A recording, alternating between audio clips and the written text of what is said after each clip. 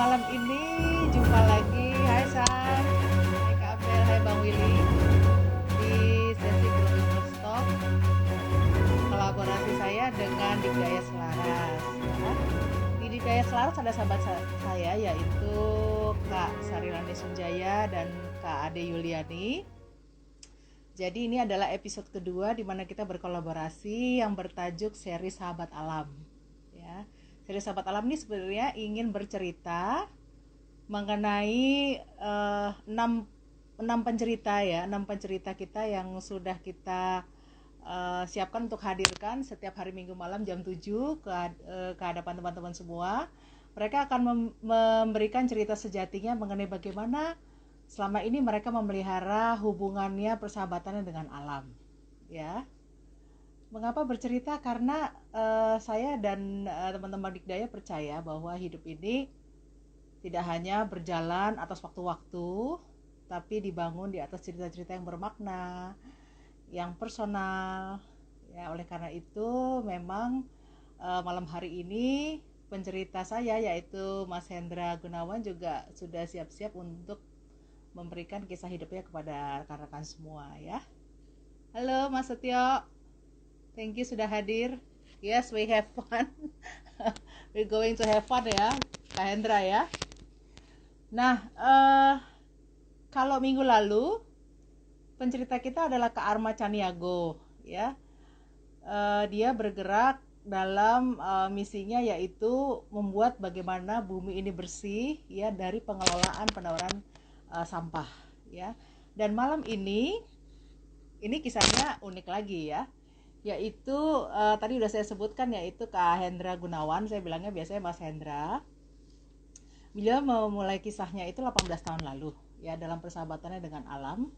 Jadi backgroundnya Kak Hendra ini waktu lulus SMA dia diterima di IPB di Fakultas Manajemen Agrobisnis, which is ini sebetulnya nggak related dengan pekerjaannya kemudian karena lebih banyak manajemen ya. Namun dengan berani Mas Hendra menjawab tantangan untuk setelah lulus langsung bersedia ditempatkan di Pulau Borneo ya, di Taman Nasional ya, dan di situ langsung masuk hutan yang nggak ada HP, nggak ada TV, nggak ada segala macam ya, masih asli seperti hutan. Dan Mas Hendra sempat bingung nih mau ngapain gitu karena nggak punya background sama sekali ya mengenai menjalankan tugas-tugasnya sebagai ASN di sana. Namun seperti kisah-kisah cinta yang hebat yang biasanya dimulai dari ketidaksengajaan dan dimulai dengan keyakinan ya, sampai 18 tahun sampai saat ini Mas Hendra masih berdedikasi sebagai pengelola area konservasi. Dan saat ini sudah 2 tahun terakhir ini kurang lebih dipercaya oleh Kementerian Lingkungan Hidup dan Kehutanan untuk menjadi country head dari Orangutan Foundation di Indonesia. Bagaimana ceritanya dia, tantangannya, ups and down-nya, untuk masih bisa semangat sampai saat ini di situasi pandemi ini untuk terus ya mendorong masyarakat, mendorong timnya untuk tetap menjalin persahabatan dengan alam. Kita dengarkan langsung dari Mas Hendra. Oke, kita undang dulu Mas Hendranya hadir.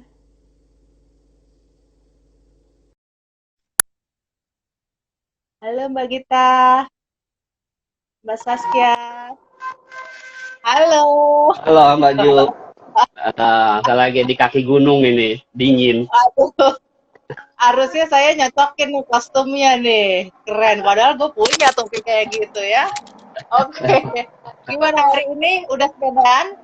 Katanya Mas Hendra nih kalau sehari nggak sepedaan otaknya nggak kinclong ya. Mesti sepedaan dulu ya. Ya, tadi pagi jogging, tadi sore coba sepedahan. Oh, Ya, padahal baru mendarat kemarin ya dari Kalimantan ya. Langsung. ya. Setelah berbulan-bulan nggak bisa ke Jawa, jadi gara-gara corona, jadi baru bisa ke kota.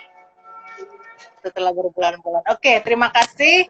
Dalam keceriaan bersama keluarga, Mas Hendra masih menyempatkan waktu untuk sharing sama sahabat-sahabat Glowing Stock dan Dikdaya Selaras begini ya, Mas Hendra ya. Ya. Oke, kita boleh flashback dulu ya. Ini kan Mas Hendra cerita sekolah itu gak ada hubungannya sama karir ya sebenarnya ya. Boleh cerita pertama kali ketika Mas Hendra jatuh cinta dengan alam di hutan itu. Boleh cerita. Wah, ini nostalgia 18 tahun yang lalu ya, 18 sampai 20 tahun yang lalu ya. Ya, Iya, iya, iya. awalnya memang tidak ada sedikit pun cita-cita untuk bekerja di bidang ini. Jadi Iya. bisa dibilang ya apa tersesat di jalan yang benar lah kalau teman-teman bilang itu.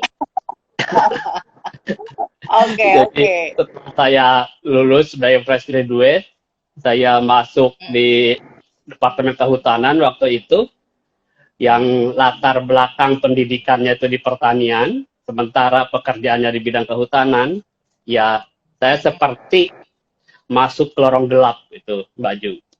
Dan Iya, ya iya. karena latar belakang saya juga banyak di bidang keuangan sama manajemen agribisnis, jadi saya waktu itu sebelum berangkat saya pergi ke perpustakaan IPB, ambil fotokopi apa ke berbagai buku yang saya mungkin saya bisa jualan nih pemasaran apa namanya pemasaran produk kehutanan dan sebagainya.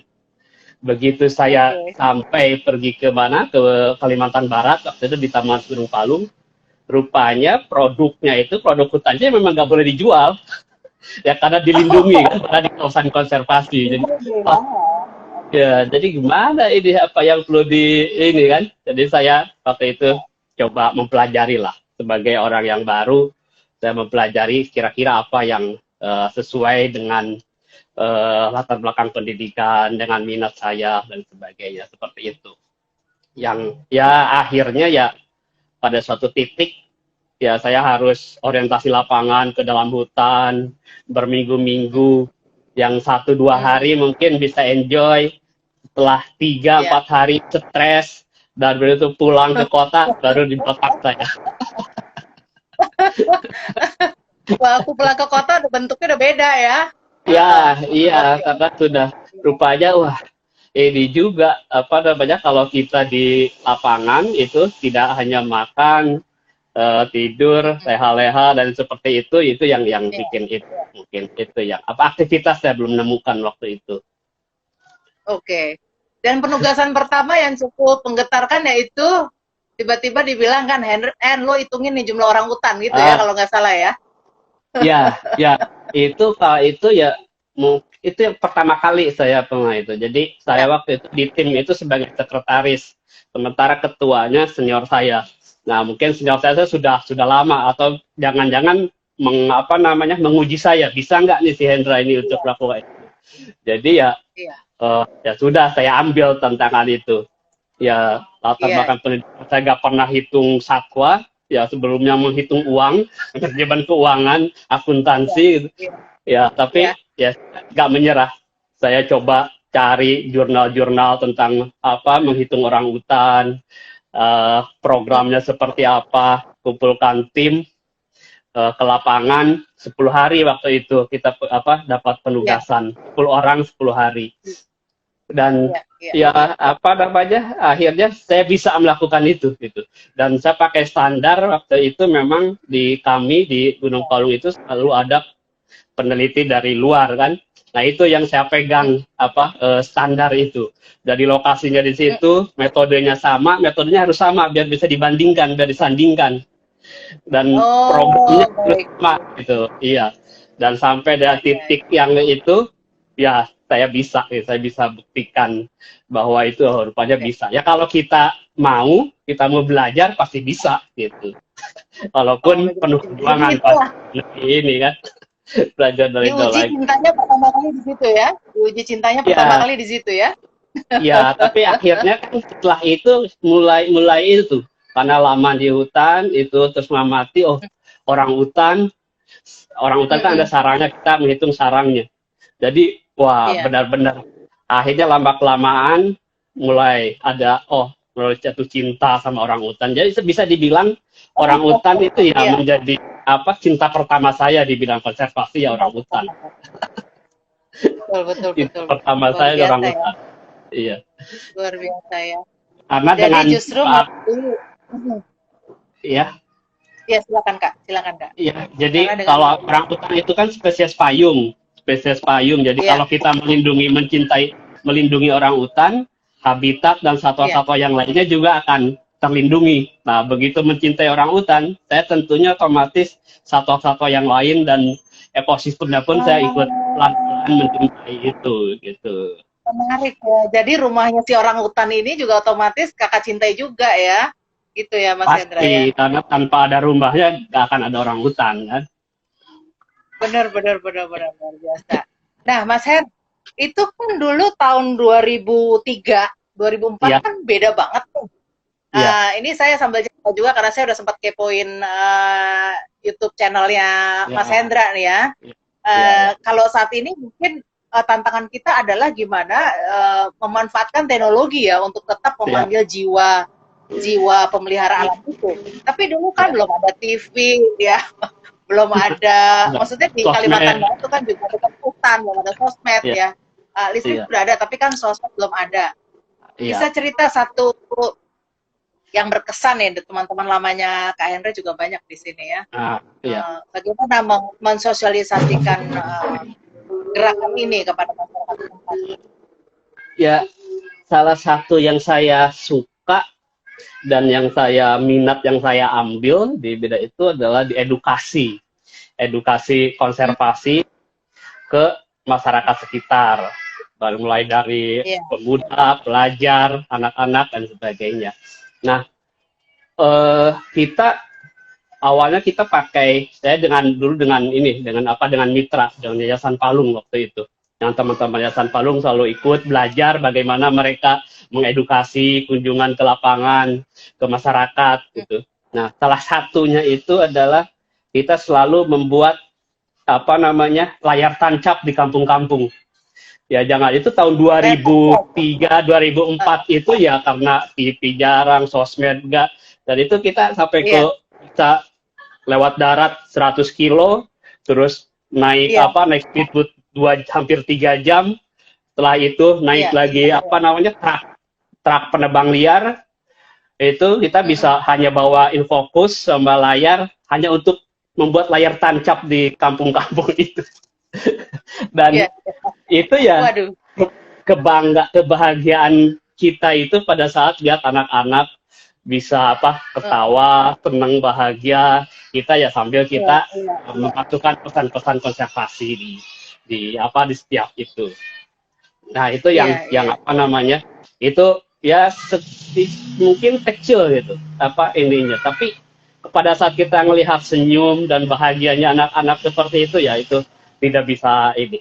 Asal kita capek jalan, akhirnya kita iya, bisa iya, ini betul, terobati lah betul. ya itu.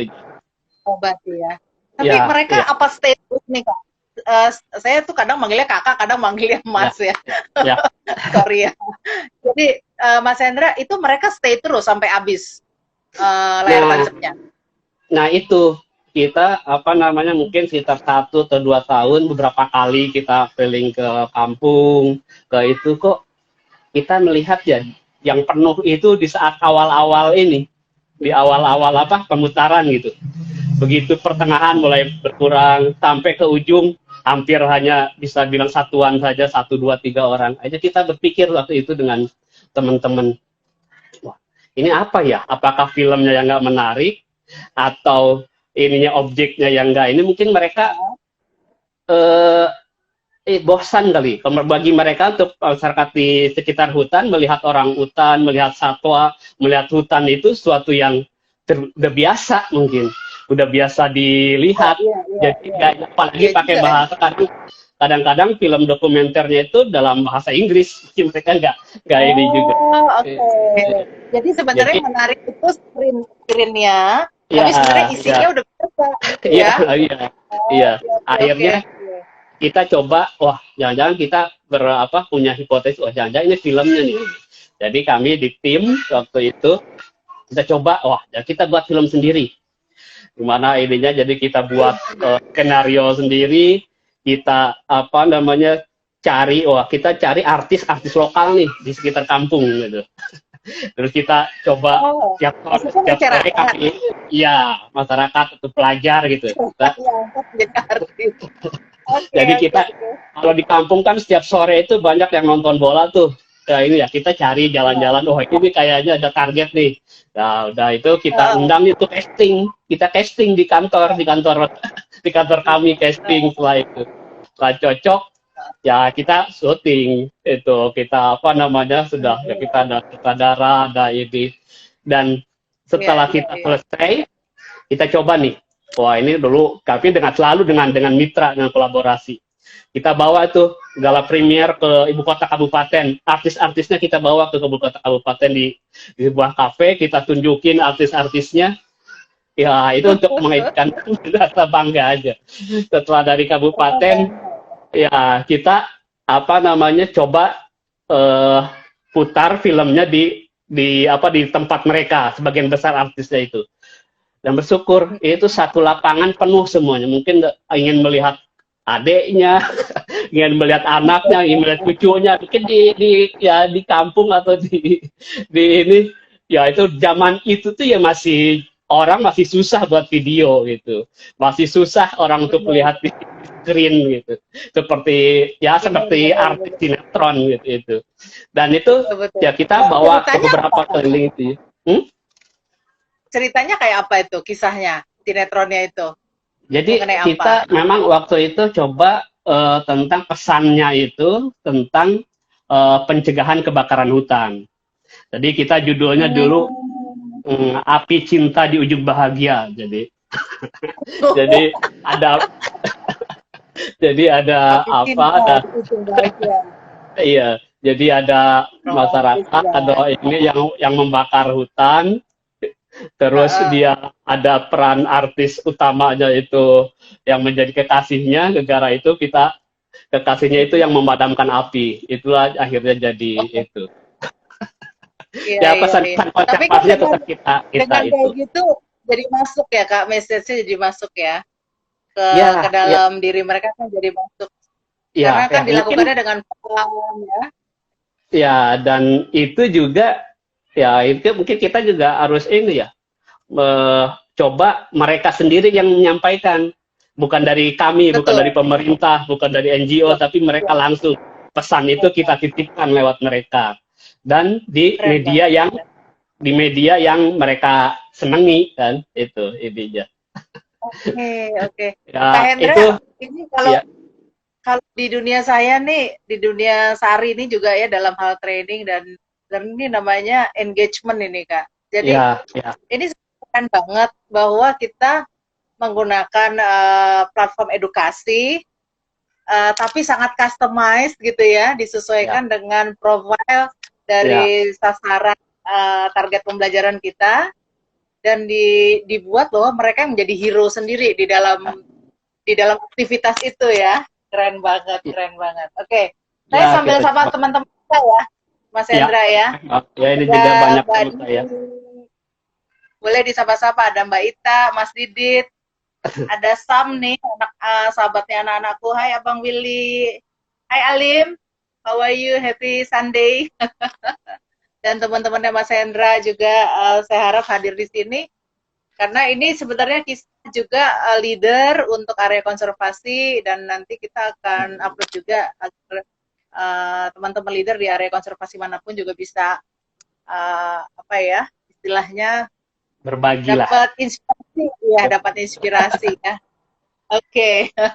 Iya Mbak Ita, keren judulnya cocok untuk sinetron Indosiar. Ya untuk mengalahkan Korea kata teman-teman saya. Untuk orang Korea ya, oke menarik. Nah, lalu bagaimana Kak dengan gini kan katanya kalau masalah edukasi ini kita mulai dari mereka masih usia sekolah, Iya. gitu ya Kak ya. Semakin dini semakin baik ya. Ya. Bisa cerita Kak apa project yang sempat Kak Mas Hendra dan teman-teman buat untuk anak-anak Ya, sekolah ya yang iya.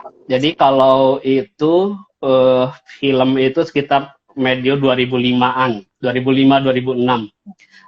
Terus pada saat saya sudah menginjak jadi macam kepala wilayah dan teman-teman punya ide waktu itu ada sekolah baru sekolah SMP baru di samping hutan, persis di samping hutan di komunitas Dayak, suku Dayak.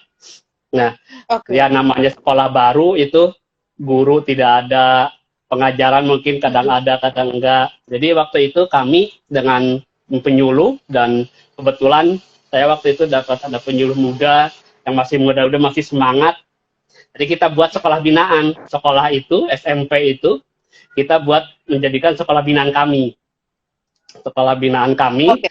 Jadi kita buat modulnya, modul pembelajaran, kita siapkan apa namanya pengajarnya dari staf-staf kami dari tim Taman Nasional waktu itu, dan kita juga dorong ya, namanya di sekolah baru ya, di tengah, di samping hutan, belum ada bahan bacaan perpustakaan gitu.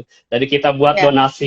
donasi buku, kita rak perpustakaan kita beli, dan kita juga ingin mereka, anak-anak yang di sekitar hutan ini, mereka juga pandai dan tahu terkait dengan bagaimana apa namanya meregenerasi hutan gitu. Jadi kita buat plot persemaian di SMP-nya gitu. Dan kita juga supaya ada, kadang-kadang kita lakukan field trip ke hutan yang ada di sekitar itu, supaya kita belajar langsung di alam. Tentu kita tidak pakai sistem pengajaran yang seperti biasa, kita lebih interaktif, lebih apa namanya banyak interaksi dengan masyarakat, dengan pelajar itu. Jadi itu kalau untuk yang segmennya pelajar itu seperti itu. Para pelajar ya Pak ya. Iya. Baik. Iya. Nah, ini sebetulnya nggak apa-apa ya Kak ya nanya-nanya. Ini sebenarnya anggarannya ada nggak sih Kak dari pemerintah ini? Kan biayanya saya kebayangnya tuh, aduh gede banget, dan lokasinya jauh ya dari base-nya Mas Hendra, kan jauh ya.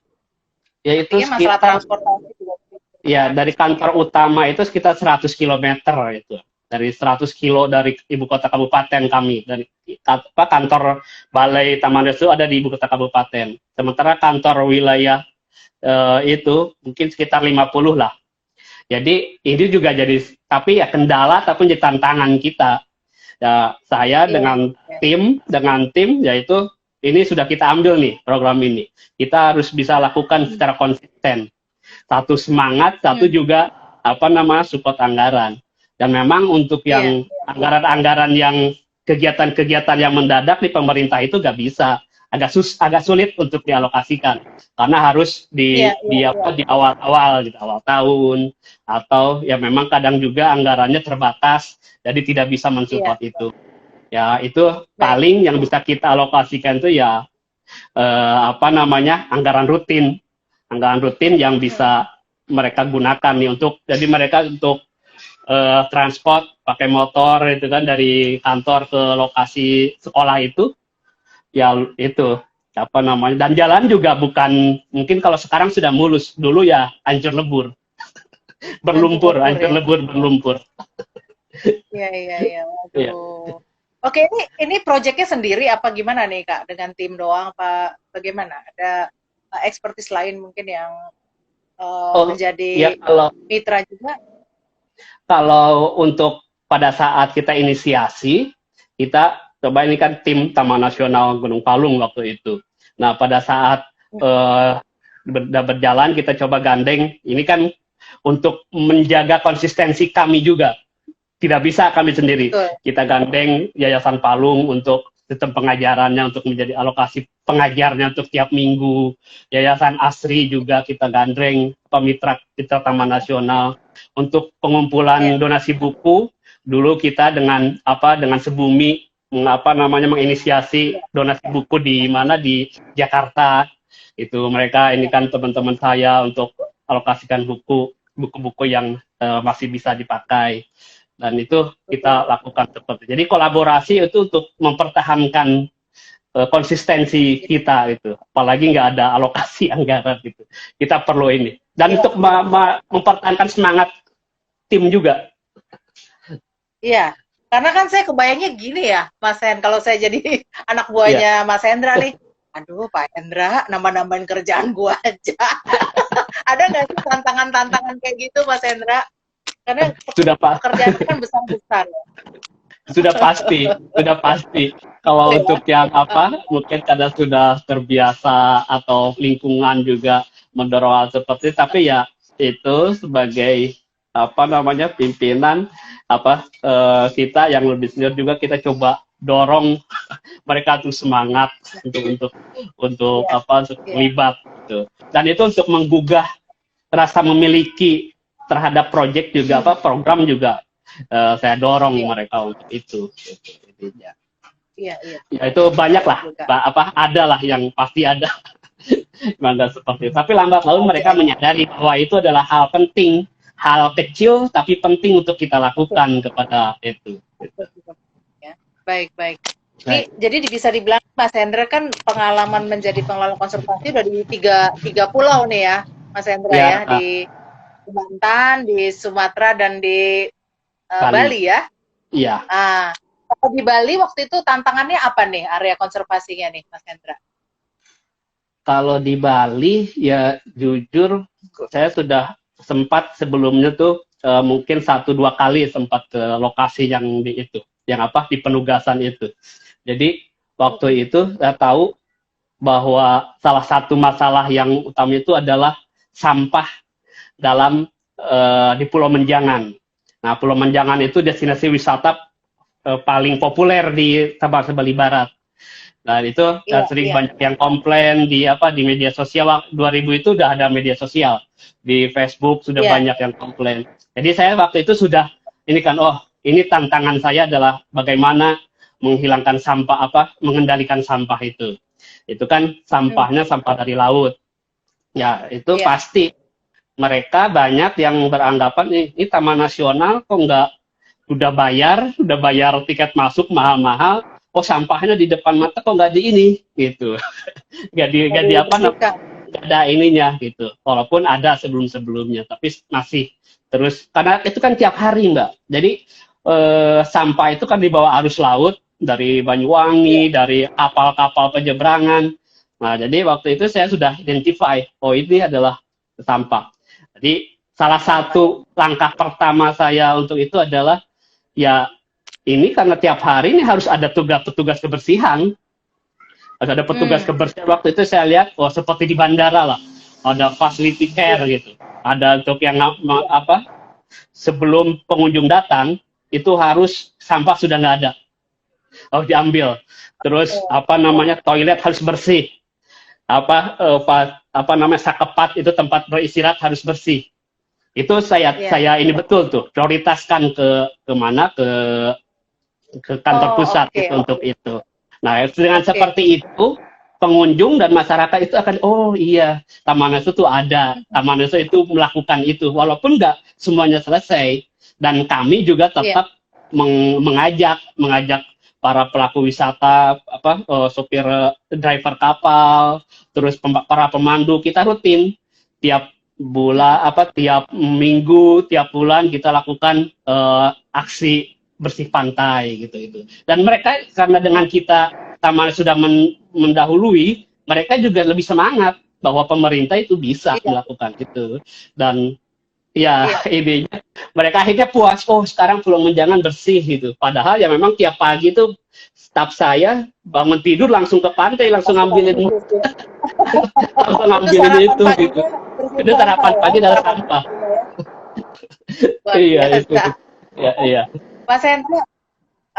Mas Hendra boleh cerita ya beberapa penemuan yang mengenaskan yang mungkin Mas Hendra lihat dengan mata kepala sendiri akibat mungkin kekurang pahaman masyarakat ya terhadap pemeliharaan Taman Nasional ini sewaktu mereka berkunjung ya, boleh cerita? Ya, karena di Pulau Menjangan itu kan banyak rusa liar. Menjangan itu kan rusa ya, banyak rusa liar di situ. Nah, selain di Pulau Menjangan itu selain wisatawan domestik, wisatawan asing, ada juga pemede. Pemede itu karena di sana ada pura juga, ada pura. Ada berapa pura ya? Ada banyak pura. Dan itu banyak mereka sambil sembahyang. Pemede itu orang sembahyang ya. Sambil sembahyang bawa Banten tuh itu peralatan untuk sembahyang di pura dan itu banyak residu dari sembahyang itu yang kurang belum tertata dengan baik waktu itu. Jadi Iya. sampai ada kita apa namanya, waktu itu sempat rame di sosial media, mereka moto rusa berada di gunungan sampah gitu tanpa plastik. Wah, itu heboh juga. Dan memang kadang terbukti juga ada pada saat kita patroli ada rusa mati di sekitar bangkainya itu ada plastik di dalamnya. Dan ya memang dia ini ada apa, makan plastik, berarti makan makanannya ada plastiknya termakan, akhirnya mati. Dan ya itu yang ada di situ. Terus ada juga sempat kita yang penyelam melihat ada ikan mola-mola. Itu para ikan mola-mola itu ikan yang cukup ini, dia mati ya pas dibelah ada plastiknya juga. Nah, jadi itu sebenarnya apa dampak yang ya kalau memang melihat langsung itu sedihnya seperti itu. Satwa yang biasanya tidak itu makan plastik ya mati. Apa ini juga ikan juga mati gitu, dan mungkin hal-hal lain yang itu. Dan itu perlu kita edukasi pelan-pelan ini ke masyarakat yang ada di sekitar itu intinya. Itu sih yang jadi itu juga yang mungkin perlu menjadi perhatian juga nih para yang masih biasa sekarang pakai plastik sekali pakai, buang sampah sembarangan. Ya itulah salah satu bukti yang bisa kita lihat seperti itu. Iya. Sekarang Mas Hendra kalau ngelihat plastik gimana rasanya tuh? Ya saya ada sampai satu titik yang muak nggak. Jadi karena dulu ya saya hampir mungkin setiap ini ke pulau ya saya karena ya saya nggak hanya nunjuk-nunjuk untuk ini ya, saya harus ikut juga, terus ikut juga melihat itu. Iya, sampai pada satu titik saya benci sama pipet apa namanya untuk minum di air minum dalam kemasan itu. Iya. Coba baju bayangkan kita ngambilin pipet kecil itu di dalam pasir sepanjang ratusan meter gitu untuk itu. Dan itu yang susah banget kita itu. Nggak kita ambil, jelek kelihatan gitu. Kita ambil itu, ya harus ini. Kadang-kadang teman-teman juga, wah Pak susah Pak, itu nggak kelihatan. Ya harus diambil. Dan itu akhirnya karena kita tahu bagaimana usaha kita untuk ngambil itu, jadi benci. Dan sekarang saya jadi males juga, nggak mau lagi pakai itu. Apa namanya? Iya, seperti itu. Itu lebih banyak ini lagi. Dan kami juga pernah satu hari kita kan buat semacam event pekan menjangan gitu. Nah itu kita ada itu ada sampah yang di area mangrove itu yang sudah lama banget mungkin nggak diambil, sangkut gitu dan apa di mangrove itu. Nah kebetulan nih Mbak Ju, hari itu adalah hari mangrove sedunia, hari mangrove nih. Dan itu hari ini nih, tepat hari ini itu adalah hari mangrove, diperingati sebagai hari mangrove. Nah di Pulau Menjangan ada mangrove yang banyak sampahnya. Saya mikir, wah ini kalau kita hanya dengan gerakan biasa nggak akan susah nih untuk ini. Jadi kita di acara di Pekan Menjangan, salah satu eventnya itu adalah memungut sampah rame-rame, mungkin sekitar 200 orang, dan bersyukur satu hari kita bisa ngumpulin 2 ton. 2 ton sampah. 2 ton sampah itu kita angkut dalam berpuluh. Ya itu dari laut. Lapisan mana aja nih Kak? Enggak, maksudnya orang-orang itu Kakak kumpulkan dari mana, Mas Hendra?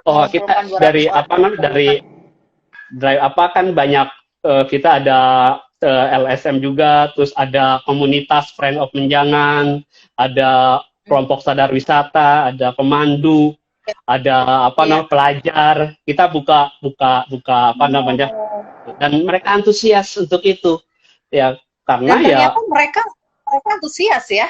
Ternyata mereka antusias ya. Pasti antusias kalau misalnya lihat pemerintah antusias, mereka akan ngikut harusnya kita itu ya. Dan mereka kalau mereka melihat itu ada pemerintah, terus mereka juga lihat Taman Nasional ini Pulau Menjangan ini memberikan manfaat langsung kepada mereka melalui wisata gitu. Itu mereka juga lebih antusias lagi gitu.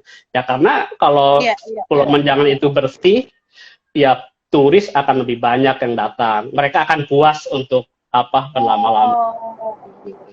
Ya, baik di daratnya maupun di lautnya gitu. Oke, baik, menarik. Ini kayaknya banyak temannya Mas Hendra ini. Ya, Mas Saya nggak Aris lihat nih. coba. Halo Kak, Oh iya. Kak Anggi. Ada Mas Wida nih teman baru saya juga. Mbak Anastasia, Mbak Laura, ada Ito Sabam. Maaf ya kalau tadi lewat. Mbak Vini, Mbak Vina, apa Ini kabar? Vina nih lokasi ini dekat rumah ya. saya nih, sama edukator juga. Mas Hendra, Bali Barat tadi juga ada. halo teman-teman dari Bali Barat, apa kabar? Mas Aris, sukses untuk, yes, Mas Hendra nih, Mas Hendra termasuk langka juga ini. Jadi bukan hanya satwanya yang langka, saya ngelihatnya Mas Hendra ini juga langka dan perlu kita lestarikan. Maaf ya Mas Lestarikannya. bercanda ya. Karena kan saya juga dari keluarga pegawai negeri dan saya senang banget kalau ngelihat para ASN yang punya spiritnya seperti Mas Hendra ini. Nah, saya tergelitik tadi Mas Hendra bilang pemerintah masyarakat kalau pemerintahnya ikut turun duluan, mereka antusias gitu kan ya. Jadi boleh nggak nih sekarang saya masuk kepada apa yang inspirasi yang bisa Mas Hendra berikan untuk para leader di area konservasi ini, mungkin beberapa metode yang bisa dibagikan, silakan. Ya mungkin kalau sekarang dengan perubahan pemerintahan lebih terbuka, lebih mendekati apa masyarakat, lebih mendengarkan, itu saya kira sekarang sudah sesuatu yang sudah lebih baik nih. Sudah makanya ada jargon bagaimana pemerintah hadir di tengah masyarakat gitu. Tapi zaman dulu mungkin masih kurang ya untuk itu. Nah, kalau saya sendiri mungkin sama teman-teman yang generasi muda ASN, saya selalu menjaga berkomunikasi itu dengan teman-teman baik di tingkat yang sudah menjadi leader maupun dari yang staff-staff muda itu. Kita selalu berbagi. Ya kalau kita nggak berubah, kapan lagi akan ada perubahan ini gitu di generasi. Kita harus menunggu generasi yang lebih lama lagi. Kalau di generasi saya nggak berubah gitu, berarti generasi akan lama lagi untuk berubah. Nah, ya mungkin salah satu ininya ya paling kan penting itu pemimpin ya teladan sih, memberi contoh gitu. Jadi kalau pemimpinnya mau turun langsung, terjun langsung ke lapangan, mau pungut langsung sampah gitu di lapangan. Saya sampai saya sih bukan ini ya. Ini saya satu bukti ke teman-teman saya dulu gitu. Saya waktu itu ya memang belum bisa berenang, nggak bisa diving, nggak bisa snorkeling. Saya belajar walaupun ada keterbatasan di tubuh saya nggak boleh itu. Saya saya paksain untuk itu supaya saya bisa ikut ambil sampah di dalam di karang-karang itu. Ya itu sebagai salah satu contoh ya. Mereka juga memang ini satu yang penting. Jadi teladan itu ya saya kira itu satu yang utama dalam kepemimpinan kan. Nah, yang kedua mungkin dari sisi upgrade. Dari zaman dulu. Iya. Saya mau meng-highlight dari zaman manusia ada sampai sekarang teladan itu dari leader emang nggak tergantikan ya. Iya. Jangan sampai lah. Benar. Yang kedua, kadang kita orang lapangan itu terlena dengan kita untuk mengupgrade pengetahuan kita, wawasan, ilmu pengetahuan itu kan yang terbaru gitu. Kadang sudah malas baca buku, sudah malas baca jurnal, malas untuk ikut asosiasi-asosiasi di bidangnya. Nah itu juga sangat penting sekali. Itu untuk menghindari bahwa itu hanya teori, di lapangan beda. Tapi saya sempat itu sama kata profesor saya, coba kamu sebutkan apa yang di lapangan yang nggak ada teori, nggak ada ilmunya. Kami sebutkan waktu itu dan ada gitu, dan memang terbukti gitu. Kan ada juga yang misalnya kita sudah ketinggalan zaman, misalnya metodenya sudah nggak update, metode menghitung satwa misalnya. Kita sudah masih yang lama-lama nggak pakai alat yang lebih modern, atau metode yang sudah diupdate, yang sudah diperbaiki oleh para ahli, kita gunakan itu ya itu juga kurang, ini hasilnya kurang akurat gitu. Jadi itu Akurat jadinya. ya, Oke, jadi ya mistreatment kalau ya. Jadi malah iya mistreatment Mas Hendra ya, kalau ya nggak ya akurat itu ya. itu Oke, tadi oke. apa. Dan yang ketiga, kalau di masa masa kini itu Mm-mm. kolaborasi itu jadi salah satu yang paling paling penting untuk kita ini. Dan Ya, saya ya. dari masa-masa saya staff atau ini, ya nggak jauh-jauh dari NGO gitu untuk berkolaborasi. Saya nggak punya apa, mereka punya apa, kita berbagi pekerjaan, berbagi peran gitu untuk itu. Dan itu soft skill untuk membangun relationship dengan Kolaborasi. mitra, dengan itu salah satu kunci juga. Dengan kita Iya, iya. berkolaborasi, kita ada teman, kita minimal semangat lah. Walaupun mereka nggak memberikan peran yang signifikan, tapi minimal semangat dengan mereka mensupport kita. Jadi itu Iya, saya kira iya. di era kini itu nggak bisa kita menyelesaikan sendiri. Kolaborasi itu sangat Betul, penting betul. buat kita. Persis. Jadi toladan, lalu upgrade selalu metode, teknik dan sebagainya, dan kolaborasi dengan berbagai expertise ya. Nah, setuju ya. Ini kalau bicara makin dalam kok kayaknya yang kita lakukan tuh kayaknya benang merahnya mirip ya. Ternyata mau di hutan, mau di kelas sama aja sebetulnya nih ilmu-ilmu hidupnya ya, Mas Hendra ya. Mas, terutama kan kolaborasi di zaman pandemi ini justru mudah ya, Mas. Kita harus membuka Iya, banyak diri. begitu kolaborasi. Dan sekarang itu kan kayaknya dunia lentur banget, nggak ada. Artinya saya bisa memberikan sesi ke orang yang ada di belahan dunia mana, ya bisa bekerja sama dengan siapapun. Justru keterbatasan itu membuka ruang kolaborasi.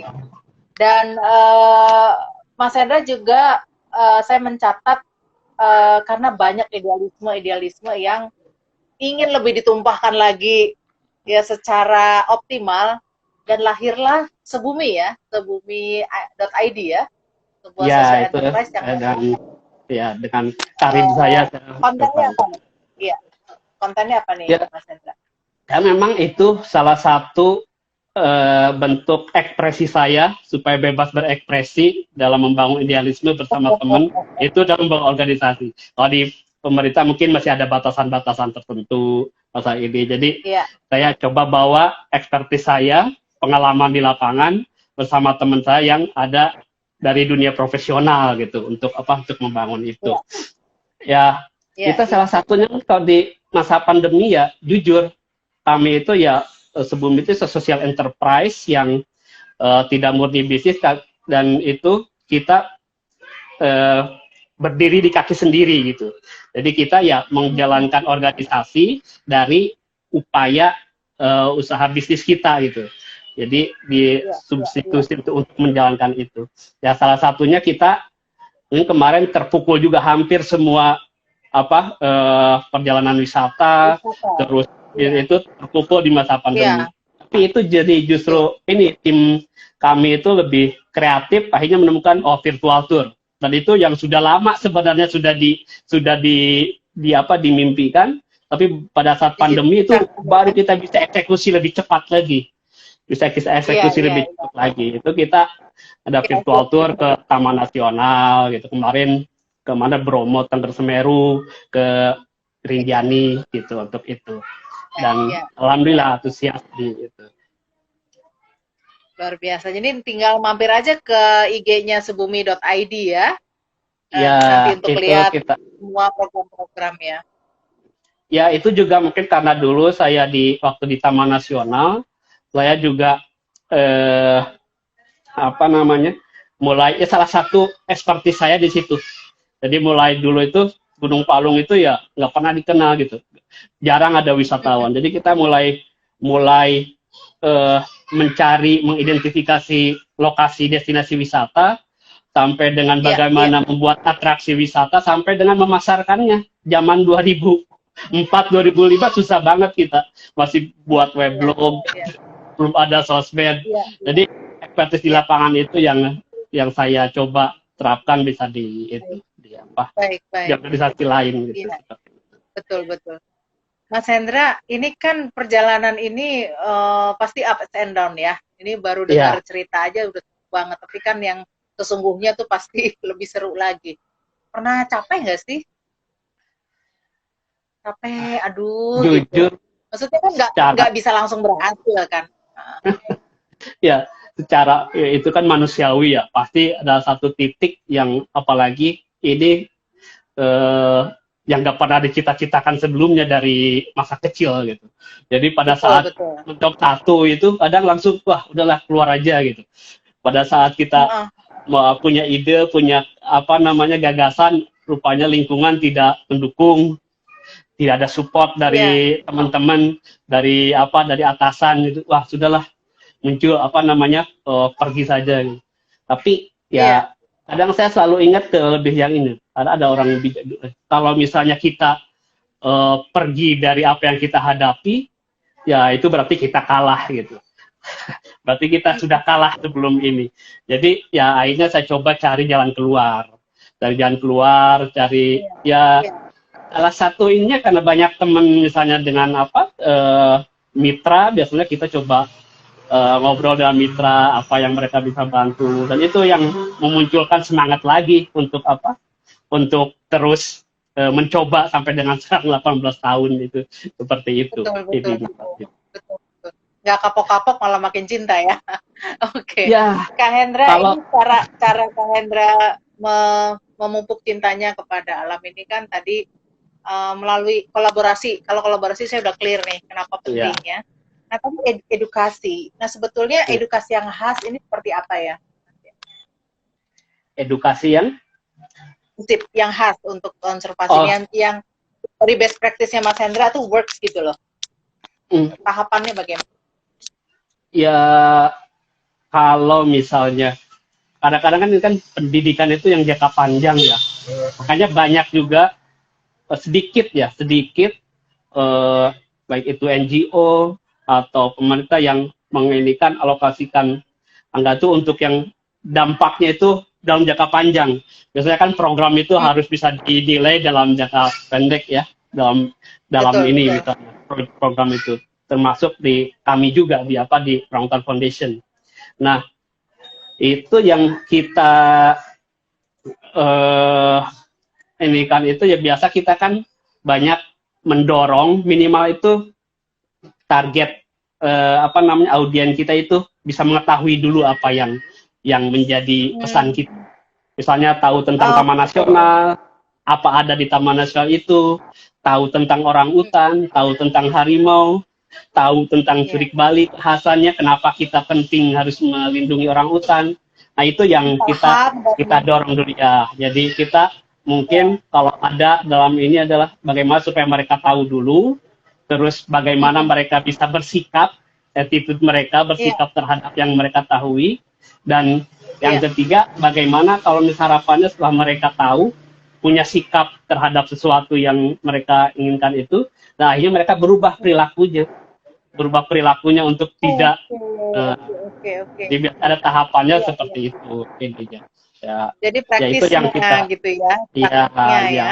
ya bagaimana Oh, dan mengetahui bagaimana untuk program-program edukasi dari Mas Hendra ini biasanya memang sampai level praktek ya, kayak field trip, lalu ya kita memunguti sampah dan sebagainya itu, sampai ya kedalaman praktis ya.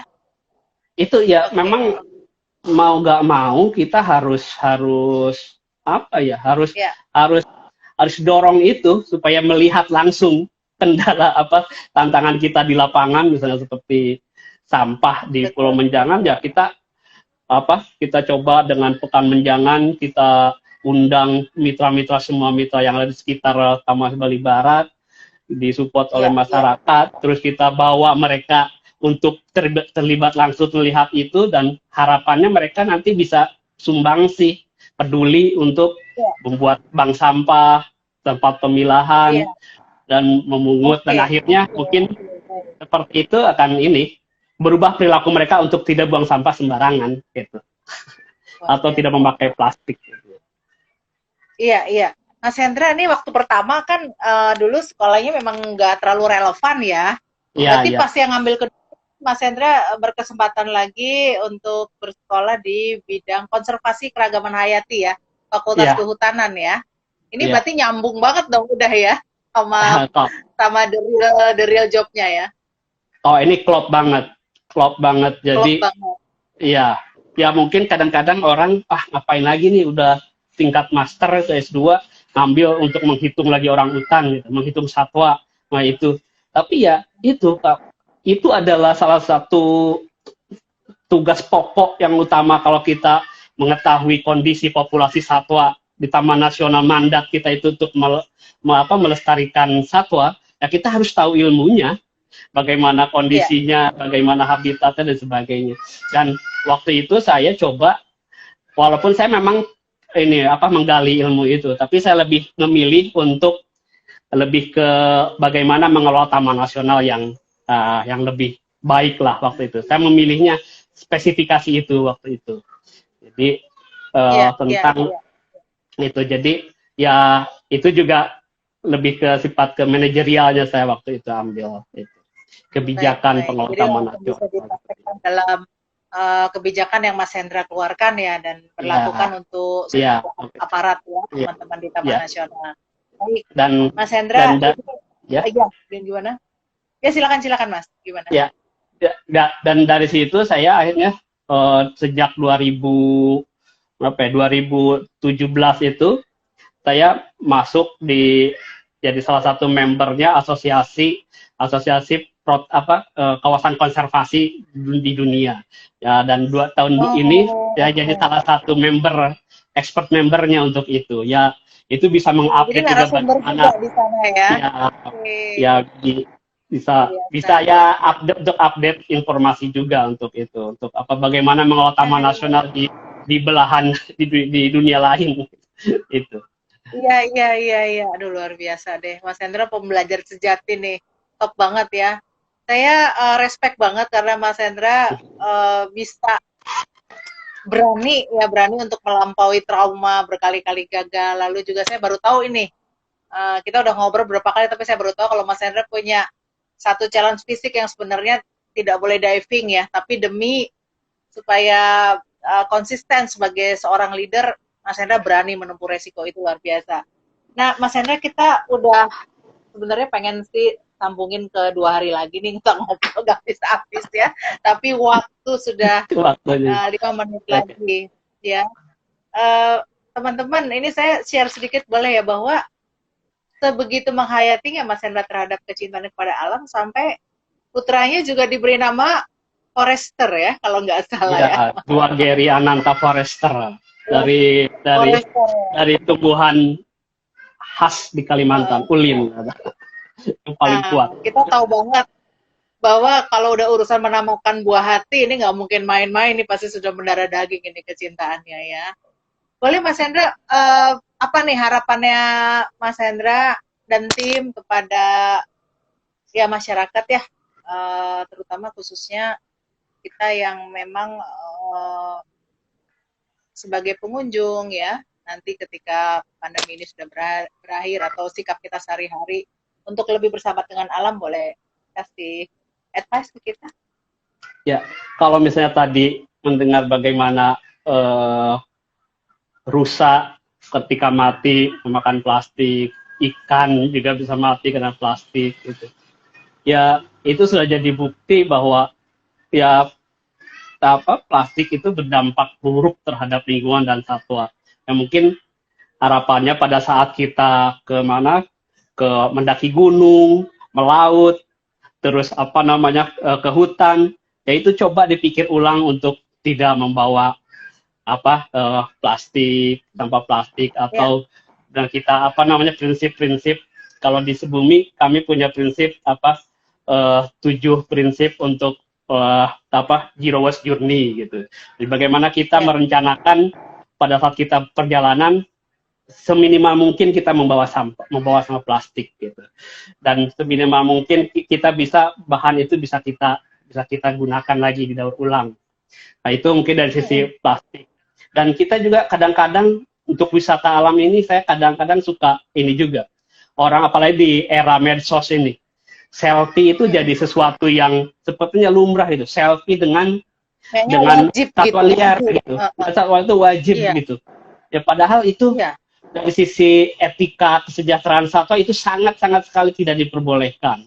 Karena itu Iya. bisa ya sama kan, satwa liar itu sama seperti manusia punya peka juga. Pada saat mereka emosionalnya tertekan, bisa stres gara-gara itu diajak selfie dengan itu. Jadi atau kasih makan Iya. satwa liar itu juga harus dihindari untuk itu. Jadi harus paham betul bagaimana kita berwisata secara yang ramah, supaya Wisata. alam kita yang gunakan itu bisa digunakan secara berkelanjutan gitu. Itu kita kan Iya, nggak iya, ingin betul. kita setelah berwisata kita memberikan dampak buruk terhadap alam yang kita kunjungi. Betul. Gitu. Betul. Ya. Nah, nanti saya pengen anak-anak saya wisata tour leadernya Mas Hendra deh. Agar tidak sekedar sebagai pelancong tapi juga Tanjung sebagai Puting pemelihara. Iya. Tanjung Puting mungkin yang cocok. Tanjung Puting ya. Oke. Baik, Mas Hendra, sayang sekali waktu kita sudah habis. Jadi kita tutup di sini. Ya, Terima kasih banyak atas kesediaannya untuk sharing kepada kita life wisdomnya sebagai leader di area konservasi, orang yang sungguh-sungguh cinta kepada alam ya. Semoga panjang umur, tetap semangat. Sama-sama, makasih Mbak, semangat. Ya, kebetulan minggu ini saya beralih. Iya. Minggu ini saya mencoba mau jadi petani, Mbak. Oh, minggu ini lagi coba jadi petani, saya mau berkebun. Berkebun di Cianjur. Berkebun di Cianjur, itu kasarnya mau ikutan katanya wisata sama kita ya. Oke. Dan teman-teman semua, sahabat-sahabat Going Plus Talk, terima kasih udah setia bersama kita sampai 1 jam ini. Semoga ya pelan-pelan tumbuh juga rasa cinta kita ya kepada alam, lebih aware lagi, lebih peka lagi, dan bisa melihat bahwa diri kita itu terhubung dengan alam ini secara langsung ya. Sampai jumpa lagi di minggu depan masih di seri Sahabat Alam kerjasama saya dengan kolaborasi waktu istilahnya Mas Hendra ya, kolaborasi dengan Dikdaya Cita Selaras. Kolaborasi adalah kunci. Kolaborasi adalah kunci. Thank you, selamat malam. Sampai jumpa lagi. Ya Mas Hendra, salam buat keluarga ya. Ya, sama-sama.